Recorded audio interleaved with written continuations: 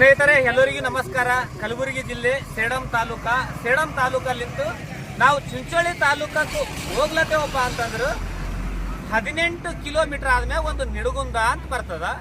ಆ ನಿಡಗುಂದದಾಗ ಭಾಳ ವರ್ಷಲಿಂತ ಸಮಸ್ಯೆಗಳವು. ಸಮಸ್ಯೆ ಏನಪ್ಪಾ ಅಂತಂದ್ರು ಇಲ್ಲಿ ನಿಡಗುಂದಲಿಂತ ಎಲ್ಲಾ ಹಳ್ಳಿ ಪಳ್ಳಿಗಳು ಭಾಳ ಬರ್ತಾವ. ಎಲ್ಲ ವಿದ್ಯಾರ್ಥಿಗಳು ಬರ್ತಾರ, ಸಾರ್ವಜನಿಕರು ಬರ್ತಾರ.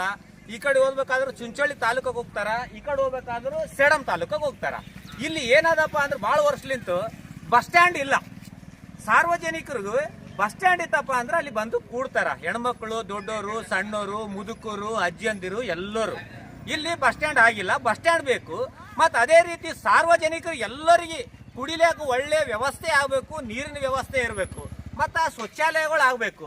ನೋಡ್ರಿ ಎಷ್ಟು ದೊಡ್ಡದಾದ ನಿಡಗುಂದ. ಇದು ಜಿಲ್ಲಾ ಪಂಚಾಯತ್ ಅದೇನ್ರಿ? ಇಲ್ಲಿ ಜಿಲ್ಲಾ ಪಂಚಾಯತ್ ಇದು ಜಿಲ್ಲಾ ಪಂಚಾಯತ್ನಾಗ ಈ ತರ ಅದ. ನಿಮ್ಗೆ ಸಂಪೂರ್ಣ ನಿಡಗುಂದನೇ ತೋರ್ಸ್ಲತ್ತೀನಿ. ನೋಡ್ರಿ ಇಷ್ಟು ದೊಡ್ಡದದ. ಮತ್ತ ಇಲ್ಲಿ ಸಂತಿನೂ ಆಗ್ತದ.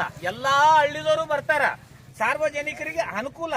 ಸರ್ಕಾರ ಯಾವುದೇ ಪಕ್ಷದವ್ರು ಇರಲಿ, ಅದು ನಮಗ್ ಸಂಬಂಧ ಇಲ್ಲ. ನಾವೆಲ್ಲ ಓಟ್ ಯಾಕೆ ಹಾಕ್ತಿವಿ ಅವ್ರಿಗೆ?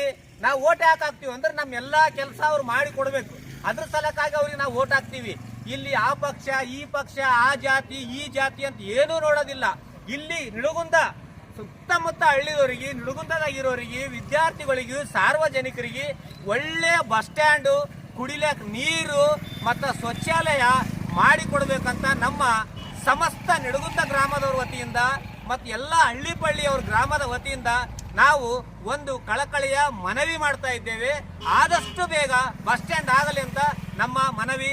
ಎಲ್ಲರಿಗೂ ಒಳ್ಳೆಯದಾಗಲಿ.